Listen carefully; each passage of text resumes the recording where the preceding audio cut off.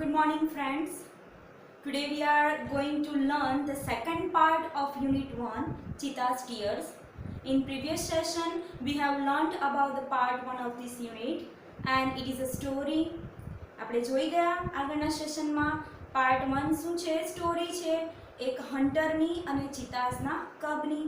આપણે સ્ટોરીમાંથી ખૂબ જ સરસ મોરલ મેળવ્યો, લાઈફ બેઝ વેલ્યુઝ શીખ્યા કે ક્યારે પણ કોઈની ઈર્ષા નહીં કરવી જોઈએ, હંમેશા મહેનતનું કમાવવું જોઈએ અને જો મહેનત વગર કમાઈએ, મહેનત વગર આપણે ખોરાક મેળવીએ કે આપણી રોજની કંઈ પણ વસ્તુ મેળવીએ તો એનું પરિણામ કેવું આવે છે આપણે એ સ્ટોરીમાં જોઈ ગયા. અને બીજી એક વસ્તુ આપણે શીખ્યા એમાંથી શાનોનો જે પ્રાણી પ્રત્યેનો સ્નેહ હતો એ જીવદયા, દરેક જીવ પ્રત્યે એક સરખી લાગણી હોવી જોઈએ, એના માટે દયા હોવી જોઈએ, એક સરખો ભાવ હોવો જોઈએ.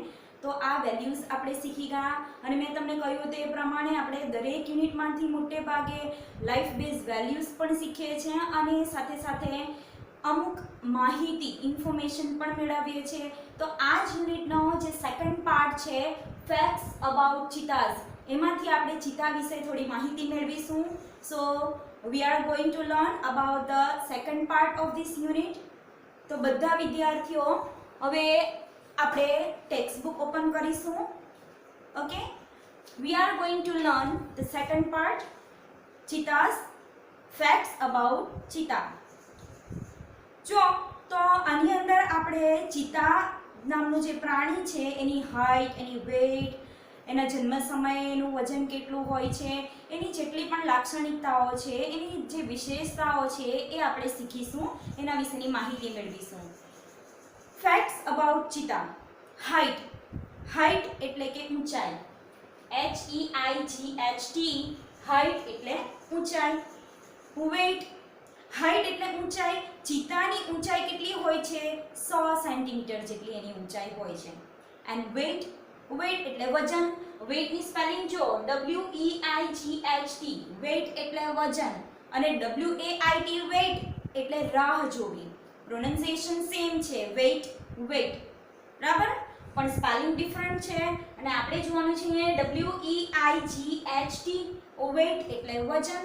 તો ચિતાનું વજન કેટલું હોય છે? એનું વજન હોય છે 65 kgs. Weight at birth, birth એટલે જન્મ, જન્મ સમયે એનું વજન કેટલું હોય છે? તો કે જન્મ સમયે એનું વજન હોય છે 300 ગ્રામ. જનરલી આપણા હ્યુમન બીઈંગ જ્યારે બાળકને જન્મ આપે છે તો હ્યુમન બીઈંગના જે બાળકો હોય છે જન્મ સમયે કેટલા હોય છે? લગભગ 2.5 કિલો કે 3 કિલો, 2.5 થી 3 કિલોની આસપાસ એનું વજન હોય છે. જ્યારે આ ચિતાઝના જે બચ્ચા છે એનું જન્મ સમયે વજન કેટલું હોય છે? 300 ગ્રામ. એજ ઓફ મેચ્યોરિટી, એ કેટલી ઉંમરે પરિપક્વ બને છે? મેચ્યોરિટી મીન્સ પરિપક્વતા. મેચ્યોરિટી મીન્સ પરિપક્વતા. પરિપક્વ એટલે એકદમ પૂર્ણપણે પાકું બની જાય છે, સમજદાર બની જાય છે. તો એ કેટલી ઉંમરે પરિપક્વ બને છે? તો કે ચિતા એ 2 વર્ષની ઉંમરે પરિપક્વ બની જાય છે. આઈડેન્ટિફિકેશન એટલે કે ઓળખ. The cheetah has a lighter body and its legs are longer than the leopards. આનું આઈડેન્ટિફિકેશન છે. આઈડેન્ટિફિકેશન મીન્સ ઓળખ. શું ઓળખ હોય છે ચિતાને? આપણે કઈ રીતે ઓળખી શકીએ છીએ? તો cheetah has a lighter body. Light એટલે હળવું, હલકું. લાઇટર એટલે ના કરતા હલકું, હલકું. The cheetah has a lighter body. ચિતાનું શરીર કેવું હોય છે? હલકું હોય છે.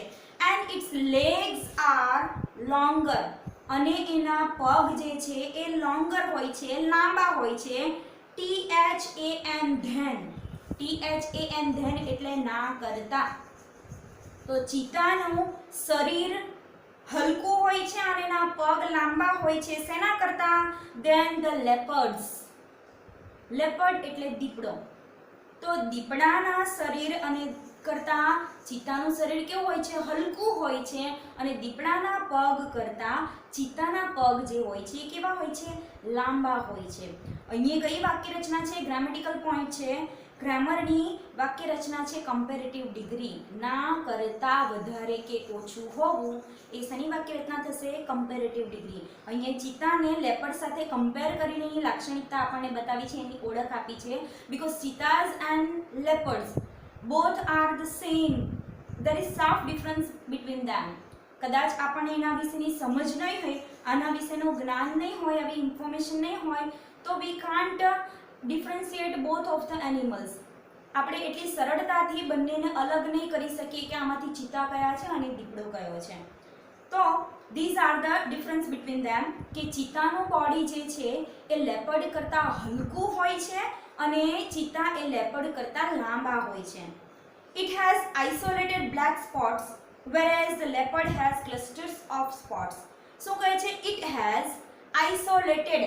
Isolated means છૂટા પાડેલા. Isolate to isolate એટલે છૂટું પાડવું. Isolated એટલે છૂટા પાડેલા એટલે મીન્સ કે છૂટા છવાયા. તો શું કહે છે? It has isolated black spots. કાળા કલરના spots એટલે ટપકા, ડાઘ. તો આ જે ચિત્તા છે એ ચિત્તાના બોડી ઉપર છૂટા છવાયા કાળા કલરના સ્પોટ્સ હોય છે. whereas જ્યારે the leopard has clusters of spots. Leopard જે છે દીપડા છે એને ક્લસ્ટર એટલે ઝુમખો, ક્લસ્ટર્સ એટલે ઝુમખાઓ હોય છે. દીપડાના શરીર પર થોડી થોડી જગ્યાએ ઝુમખામાં પેલા સ્પોટ હોય છે, બ્લેક કલરના જ હોય છે પણ એક સાથે ગ્રુપ હોય છે, ઝુમખામાં હોય છે. જ્યારે ચિત્તાને કેવું હોય છે? આખા બોડીમાં છૂટા છવાયા સ્પોટ્સ હોય છે. તો આ એ બંને વચ્ચેનો ડિફરન્સ છે.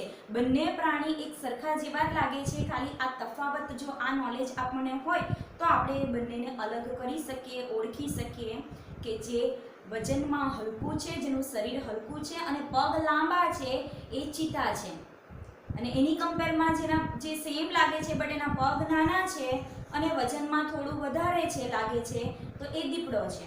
અને એવી જ રીતે જેના બોડી ઉપર આઇસોલેટેડ સ્પોટ્સ હોય, બ્લેક છૂટાછવાયા દૂર દૂર ડાઘ હોય તો એ ચિત્તા છે. અને ક્લસ્ટર્સ હોય મીન્સ ઝુમખા હોય એની બોડી ઉપર બ્લેક સ્પોટ્સ ના તો એ દીપડો છે. Okay, now we will learn about the habitat. Habitat એટલે રહેઠાણ. ચિતાઝનું રહેઠાણ શું છે? ક્યાં રહે છે? Cheetahs usually live in open forest. Usually એટલે મોટે ભાગે. ચિત્તા જે છે એ મોટે ભાગે ઓપન ફોરેસ્ટ એટલે ખુલ્લા જંગલમાં રહે છે. ફોરેસ્ટ એટલે જંગલ. જંગલ એ પણ ઇંગ્લિશ વર્ડ છે અને ફોરેસ્ટ એ પણ જંગલ. અને ફોરેસ્ટ એટલે કે જંગલ માટે બીજો એક ઇંગ્લિશ વર્ડ છે વુડ્સ. વુડ્સ એટલે પણ જંગલ. જંગલ માટે વુડ શબ્દનો પણ ઉપયોગ થાય છે.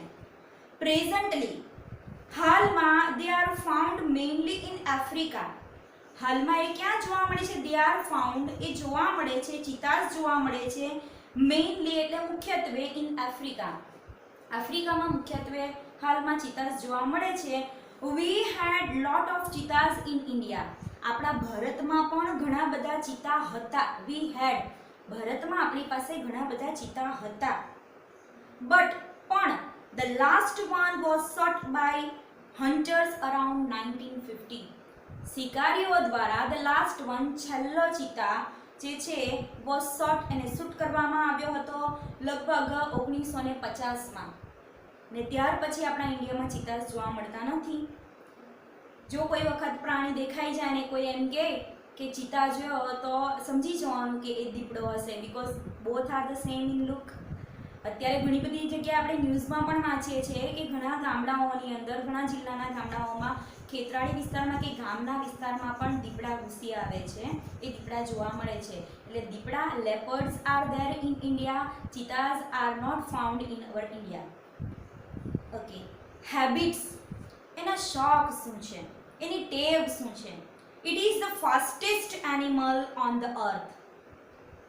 ચિત્તાની ખાસિયત શું છે? ઇટ ઇઝ ધ ફાસ્ટેસ્ટ, સૌથી ઝડપી એનિમલ ઓન ધ અર્થ. પૃથ્વી ઉપરનું સૌથી ઝડપી પ્રાણી છે. આની આગળ જે આઈડેન્ટિફિકેશન જોઈ ગયા એમાં આપણે ગ્રામરનો કયો પોઈન્ટ જોઈ ગયા? ડિગ્રી. પણ કઈ ડિગ્રી? Comparative degree. અહીંયા જુઓ, it is the fastest animal on the earth. Fastest, the fastest આ થયું પૃથ્વી પરના સૌથી પ્રાણીઓમાં સૌથી ઝડપી પ્રાણી છે. એટલે આ વાક્ય રચના થઈ સુપરલેટિવ ડિગ્રીની. Its top speed can be around 100 km/h. Its top speed એની સૌથી ટોપની હાઈએસ્ટ ઝડપ કેટલી છે? કેન બી હોઈ શકે છે અરાઉન્ડ લગભગ 100 km/h મીન્સ કલાક. એક કલાકની 100 કિલોમીટરની ઝડપ થી એ દોડે છે. એની ટોપની ટોચની એની જે ઝડપ છે એ કેટલી છે તો કે 1 કિલોમીટરે એ 1 કલાકમાં એ 100 કિલોમીટરની ઝડપે દોડે છે. But it can maintain the speed, પણ આ જે ઝડપ છે એ મેન્ટેન કરી શકે છે. મેન્ટેન એટલે જાળવવું. આ જે એની સ્પીડ છે એ જાળવી શકે છે. 1 કલાકે 100 કિલોમીટરની ઝડપ એ જાળવી શકે છે. Only for a very short distance એટલે અંતર.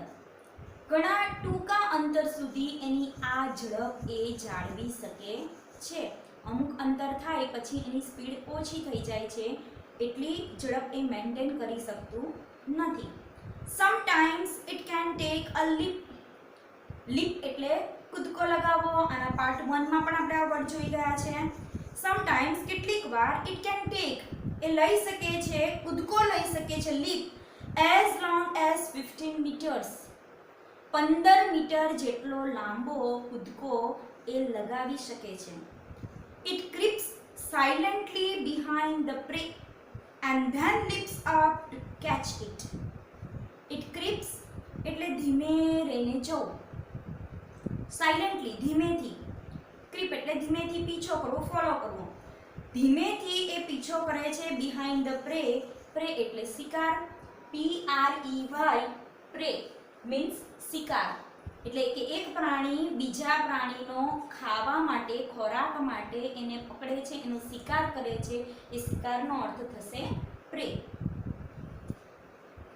PRAY પ્રે એટલે પ્રાર્થના.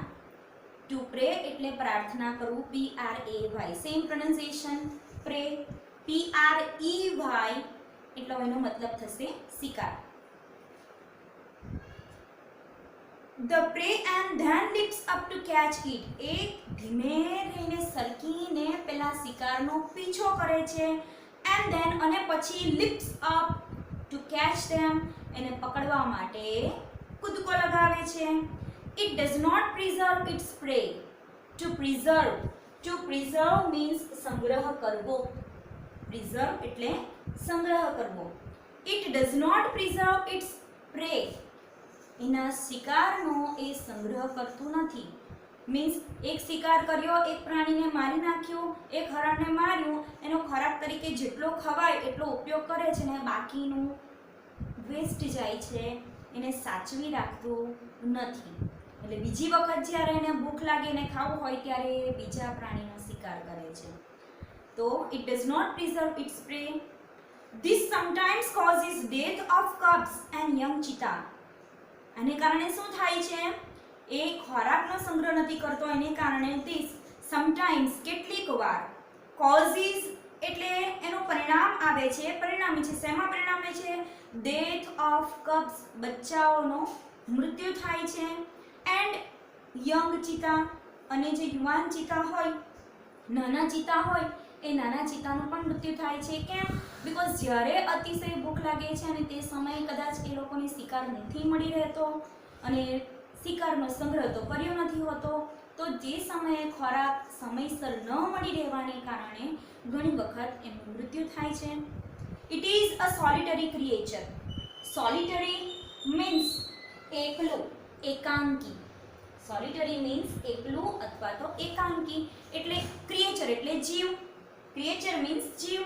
એ કેવો જીવ છે? એકાંકી જીવન જીવે છે, એકલું જીવન જીવે છે, સમૂહમાં આખો પરિવાર સાથે રહેતું નથી. ઘણા પ્રાણીઓ આપણે જોઈએ છે કે ઝુંડને ઝુંડમાં જ સાથે જાય છે. ઘણી વખત આપણે હરણને જોઈએ છે, બધા હરણ એક સાથે જ જતા હોય છે, એકલા એકલા નથી જોવા મળતા, બરાબર. પણ આ ચિતા જે છે એ કેવું પ્રાણી છે? એ તમને સમૂહમાં ઝુંડમાં જોવા મળતું નથી. એ સોલિટરી ક્રિએચર છે, એકાંકી જીવ છે, એકલું જીવન જીવે છે. It does not live in a group. એ સમૂહમાં રહેતું નથી. or a herd એટલે કે ટોળું. સમૂહ કે ટોળામાં રહેતું નથી. Its family separates as soon as the cubs are mature. Its family એનું પરિવાર separates એટલે અલગ થઈ જાય છે, છૂટું થઈ જાય છે. as soon as the cubs are mature. જેવા એના બચ્ચા મેચ્યોર થાય છે, પરિપક્વ થાય છે કે એવા એ છૂટા થઈ જાય છે. ઘણા ફોરેન કન્ટ્રીઝની અંદર એવું હોય છે કે બાળકો થોડા મોટા થાય એટલે એ લોકોની લાઈફમાં બહુ ઇન્ટરફિયર કરતા નથી. ઘણી વખત બાળકો અલગ પણ થઈ જાય છે અને પોતાનું લાઇવલીહુડ પણ એ લોકો પોતે અર્ન કરે છે. તો આ રીતની વ્યવસ્થા હોય છે. Whereas in our India family always look together, હંમેશા સાથે રહે છે. હવે જોઈએ ડાયટ, ખોરાક, ચિત્તાનો ખોરાક. Medium size bugs are its main food. મધ્યમ સાઇઝના, મધ્યમ કદના બક, બક મીન્સ હરણ, કાળિયાર હરણ. જો નર જાતિનું, બક મીન્સ નર જાતિનું કાળિયાર હરણ. તો એનો ડાયટ શું હોય છે, એનો ખોરાક?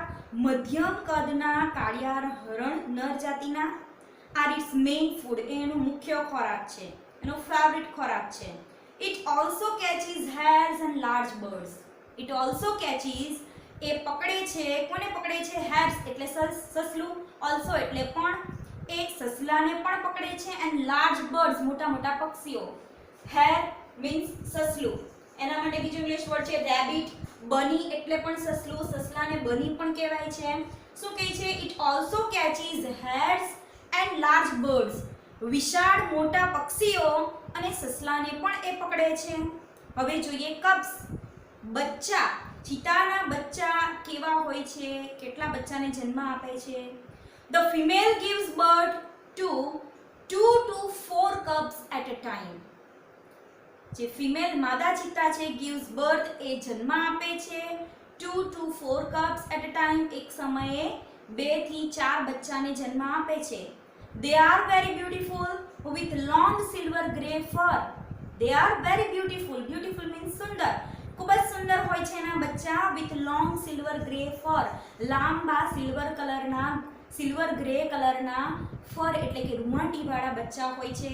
The mother calls them by giving a high pitched whistle like a bird. એ જે માતા છે એ એના બાળકને, એના બચ્ચાને કઈ રીતે બોલાવે છે? by giving a high pitched whistle. Whistle વગાડે છે like a bird, પક્ષીની જેમ વિસલ વગાડે છે, પણ હાઈ પિચ એટલે ઊંચા અવાજમાં, ઊંચા ટોનમાં એ વિસલ વગાડે છે પક્ષીની જેમ, અને એ રીતે એના બચ્ચાને એ બોલાવે છે. તો આ થયું ચિત્તાની લાક્ષણિકતા, એનું હાઇટ, એનું વજન, જન્મ સમયે એનું વજન, એની મેચ્યોરિટીની એજ, એની ઓળખ, દીપડા સાથેની કમ્પેરિઝન જોઈ ગયા, એનો ખોરાક શું છે, એનું રહેઠાણ શું છે. તો આ થઈ ચિત્તાઝ વિશેની ઇન્ફોર્મેશન.